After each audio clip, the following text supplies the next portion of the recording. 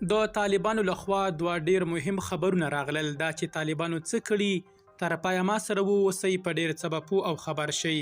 پتمنو لیدونکو ستړي مشئ. چارواکي وایي د سپین زر دولتي شرکت خپل فعالیت بیرته پیل کړ. د مالیه وزارت مسؤلان وایي چې اوس مهال سپین زر دولتي شرکت د پنبې د زغرو او کنزلو غوړیو د صابون جوړولو په برخه کې فعالیت لري او لدی وروسته به د دغو تولیداتو څخه د شمال ختیځې سیمې کسان کار اخلي. دویم خبر، په تیره یوه اونۍ کې جلال آباد ښار او ولسوالیو کې 29 کسان د غلا په تور نیول شوي دي.